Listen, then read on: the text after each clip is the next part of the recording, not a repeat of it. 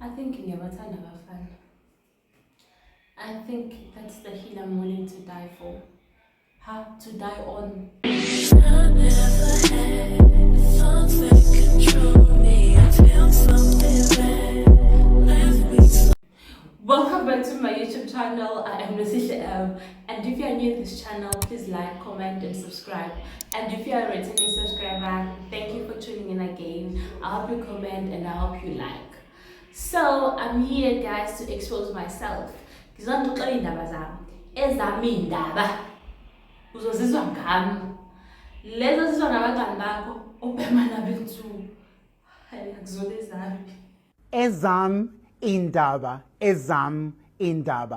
uzozizwa ngami. Yabona lezi osixoxa nabangani bakho manisahleli niphuza i-rain dance nibhema nonsu angizazi kodwa ezam ziphuma kum. As you guys can see, isihloko. Wake waba nomuntu odumile on your DMs. Uyitshela ukuthi hayi ke cha. Angaziwa phela mina shuthi ngiyangithanda. Shuthi nje uthe uma scroll ku social media. Wathi nangu mama sekhaya. So, lazima wangitshela ukuthi emandeni usebenza with public figures that I know. And I was like, huh? I said, hey, so when's 1 or 2 or 3? And at that time, now I understand, it's normal. At that time, I was like, famous people have money. Because once sabona Guzalo, sabona music video, even if you just a background, what. Nje sasitshela ukuthi unemali. Guys, I don't stay alone, so it's gonna be noisy, but I'm gonna try to overpower the background noise.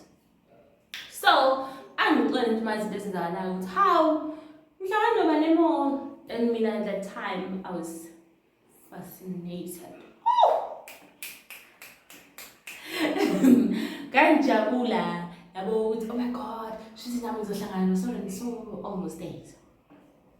So now you get up. Angifuni nokuthi ngangisedebheni. Ngaphila kade ngangilele eThekwini. But it's fine, ngangiseThekwini vele. So what are you gonna do about it? Nothing. Yes guys, I'm thinking ukuthi kufanele kube neshow ebizwa ngokuthi bring back my jersey, because you can't tell me ukuthi I see your girlfriend wearing a jersey nami. Uzongithenga ama-flowers, but you never bought me flowers. Like, I mean, I see you on this video wearing the same jersey.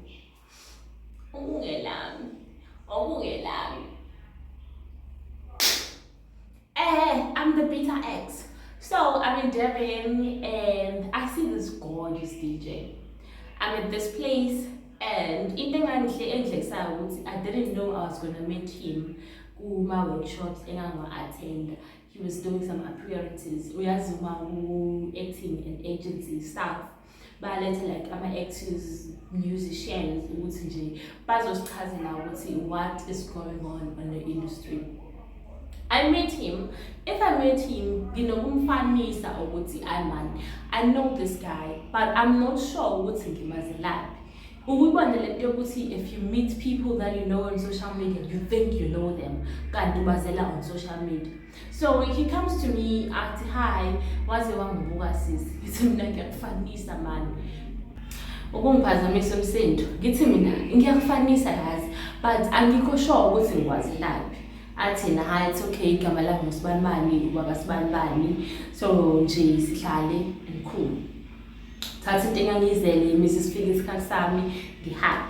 Uma ngihamba sengiqala ngiyamsesha, hi man, wena lo ngiyasho man ukuthi ngiyakufanisa. So, you know what? I shoot my shot. I went to TikTok, ngathatha video yakhe, repost on my status, not status on my IG story. After lapho ngafaka ama pictures ami. When uyinganyezi elethu how senza ngathi wena awukwazi nje wenza izinto ezi-extreme for uthando wesiphathi wena wamitha amatheni usubuka ngiyadlala guys. So ayike ngenze njalo a-react athi haha I like iy'thombe lezi engiy'phostile ahambe awubuka neziwi-wall. Guys, engifollow Instagram ngimuhle on Instagram ngiyanitshela ngiyababa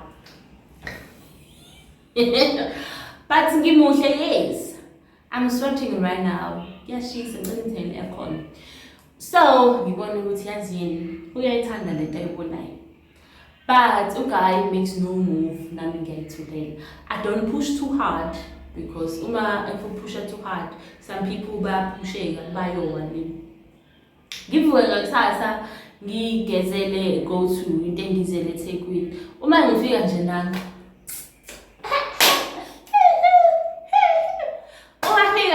nambubhuti athi umanager namhlanje we're gonna be doing monologues. Hawe ma kanti kubani mina because I'm such a very talented young lady ngayiperform bashayizana wonke umuntu owayehleli lapha wayithi but girl you're going places. I'm not in places, I'm at home by the way but babesho njalo naye ke abone ukuthi ayimani ebese ke comment akwenziwa lokho nalokho. I remember another comment that I got was that I should try theatre rather than TV, but I want both. So hayi ke siqhutshekwe bese kwenziwa like casual certain scripts kuthiwe you have 5 minutes avelekhethe mina yena and we killed it. We killed it. Oh, yabona I still think about that moment because he was right here on my face. We were locked and he was like, you should breathe heavy. Oh God. And I was like,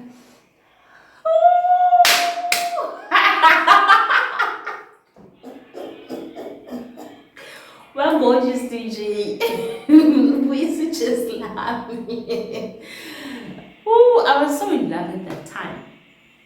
Basically, uma ke siqedile leyo nto leyo ke bathi hayi cha sisi you definitely talented and all those things. Nje everybody and I thought that yeah I was gonna make it but I did not.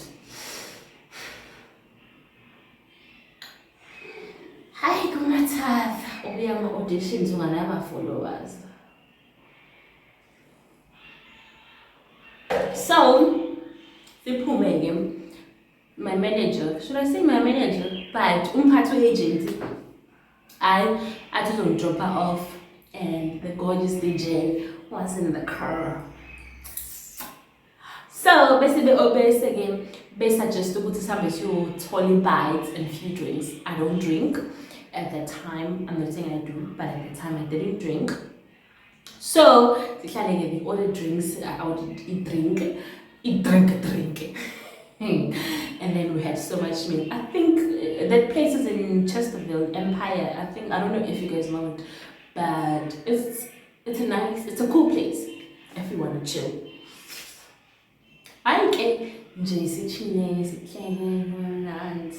So now, DJ gorgeous. The manager. He's into me because why manager decided athi uzongidrop off. God, the manager knows ukuthi I'm new in there and uyabona nje izinto zokusaba nani. Hence athi uzongidrop off. Then we suggested indaba yokuthi we can go and eat. Manager kwenzeke ngenhlanhla afunile icherry yakhe. Aphume ke ayokhuluma necherry. Decided no gorgeous DJ. Sixoxe and then exchange numbers. And then vele phela uke wangibona on IG how cool sixoxe sihleke kumnandi. I think he thought he was gonna smash asikho lapho. Cool angibuza ukuthi ngihlelephi ngimtshele athi yena angifuni ukwenza sleepover ngithi mina ngiyasaba as much as ngikwazi but I can't just jump ngihlangane nawe athi na cool I understand. Gorgeous DJ sifike ke sixoxile abuye manager athi hayi umama uyangibiza-ke manje papa yini khona usisi nosihle ozoza zokuphika up athi hayi gorgeous ngizomhambisa nkosi yami nangempela angihambise uma ngihambisa abone ukuthi ngihlalaphi athi yena ngizokubona kusasa okay baby nami ngizokubona kusasa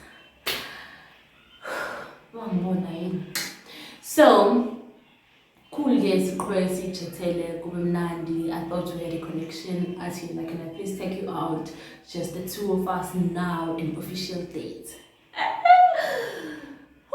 agezogele agqoke abe-ready wafika yini ngalinda kwazi kwashona ilanga hawu ngafunda lapho ukuthi mase umfana angikhamile mlinde azafike ubese some outside bese uyaphuma uya outside uyothi bese uphindele endlini yogeza ugqoke ngoba uzogqokela ubala kubuhlungu ugqokela ubala kubuhlungu ugqokela into engekho usuyitshelile ukuthi kubuhlungu angifuni uqamba amanga kimi kubuhlungu angempela-ke angafiki ngilala ngikwatile ngiyavutha avuke message ekuseni exolisa and all those things ngimxolele nkosi yami ngi-understand ukuthi umsebenzi wakhe is very demanding according to him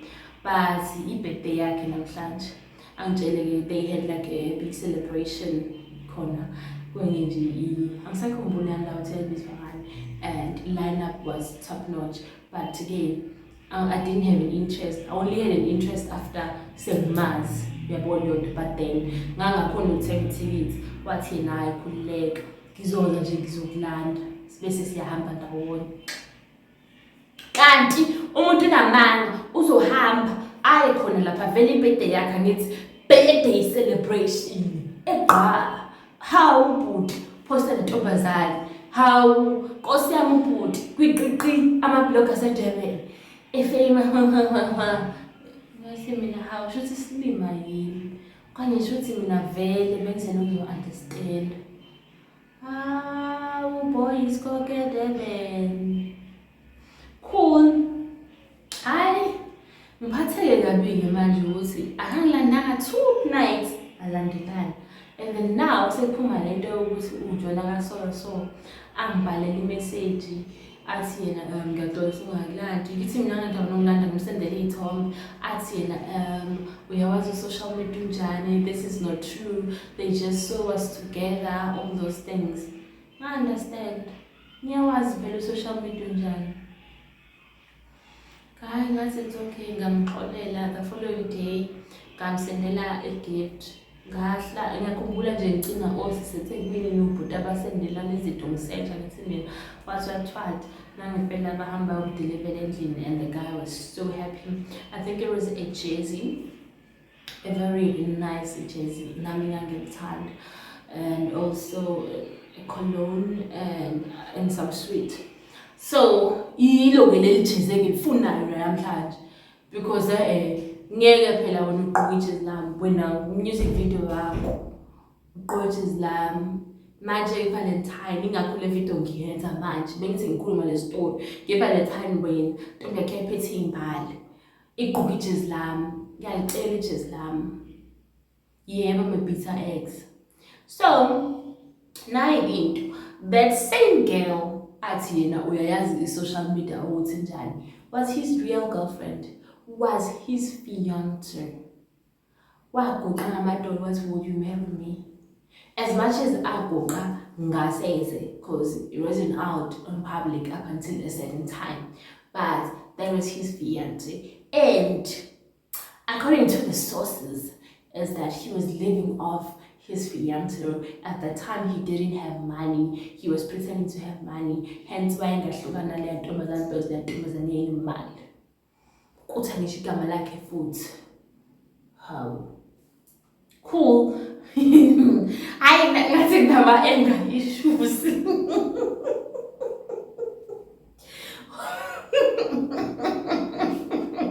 so after isandla lesike ngimsendisa ku-social media nami ngimsendela i-gift athi nalithanda ijezi aze ashuthe enze story a-unboxe gift aphoste as much as angangitheganga but nje wathi from someone special. I think someone special was the only one viewing the story.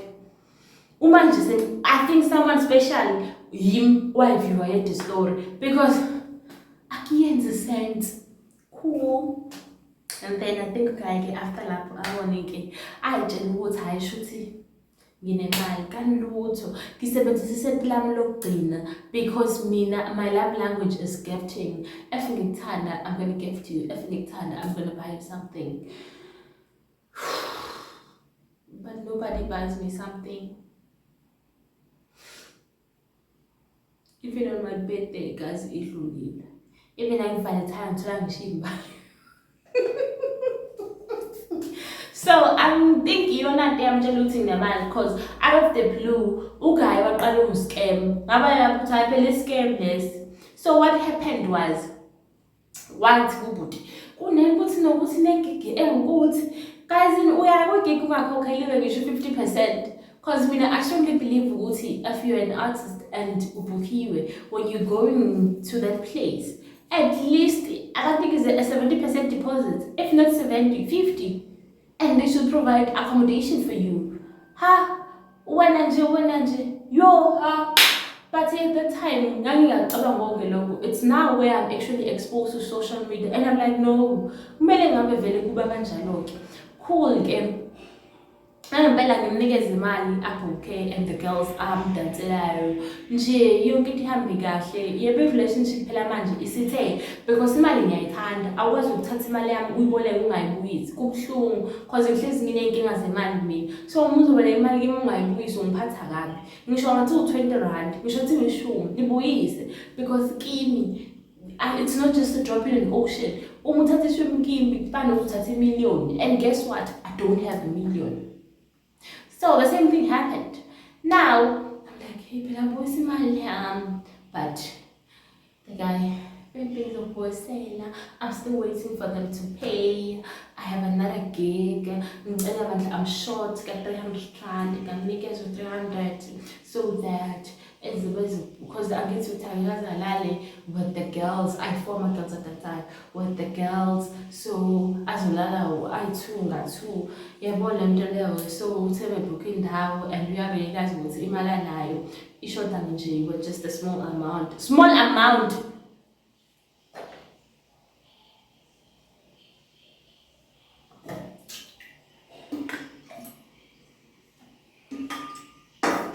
Can you be a Coca-Cola?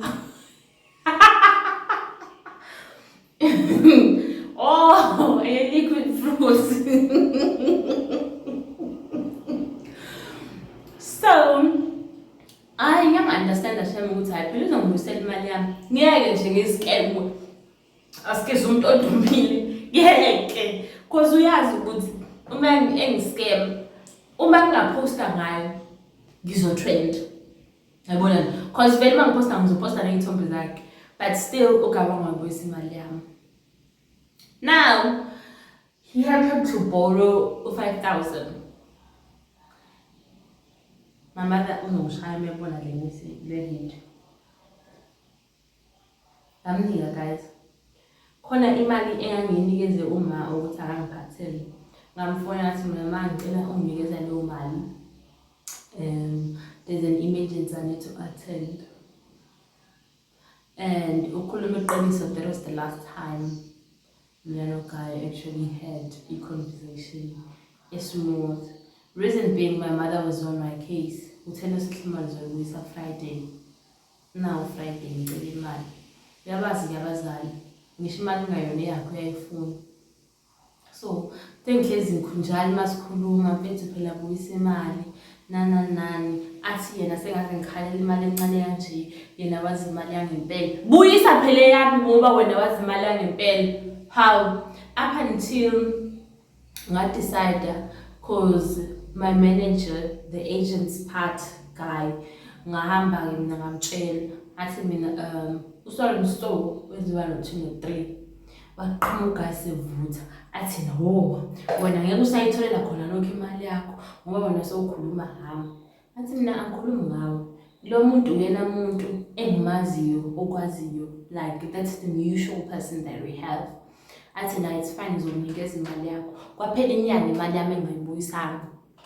Ivela ngeke ukhuluma nomuntu okweletayo.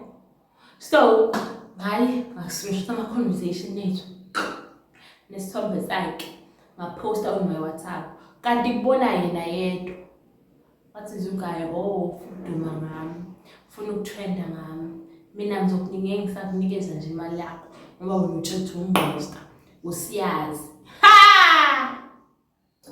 Honey ngafiki. Hey, kanti I'm not the only person he was gonna scam. And this was scam abantu wrong. Up to today, he's still paying for that. As much as he's not paying cash, but karma, uyenza into zakhe. Yebo phela Nkosi yami, uyazi namabakithi ngama music video afifilizayo. Egqoke ijezi lami. But it's no longer the same. So, in this video, I'm just saying, don't allow men to scam you. Kahle nje ufana ungamnikeza imali. Uma ufana nje acela 20 rand ungavumi.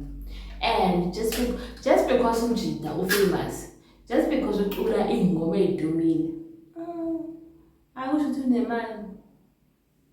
Akusho nje lokho. And some do have money, but some are just like me. And that's okay, because we're all working hard towards something. But the problem is that you are using that to scam people. We can be naive sometimes, but why are you scamming us in our naiveness? Futhi oqala imali oyithengela igirlfriend yakho nge-Valentine zazizimbi. Yayiqona ejezi lami nalingamfanele.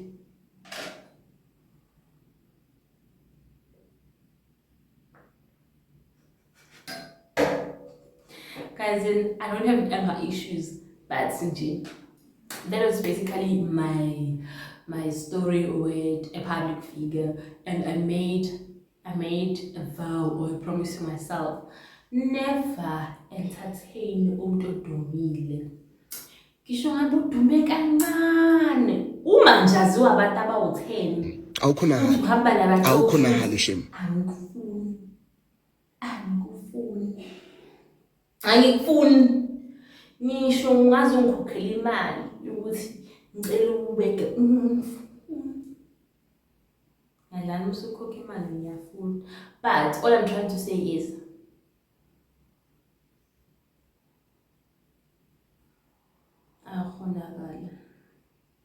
awukhonakala. Imagine being scared.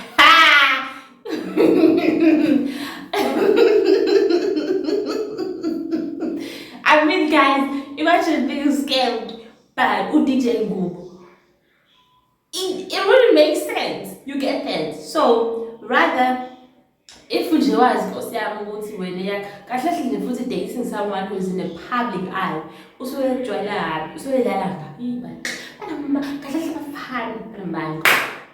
Worst part labadumile because they think they're all dead. Yeah, they're all dead because we fall for it. Bye guys, I hope you enjoyed the story time, and I hope guys I'll nikeza omunye umuntu imali, I will shine just like endlini zabantu. Bye guys. Bye.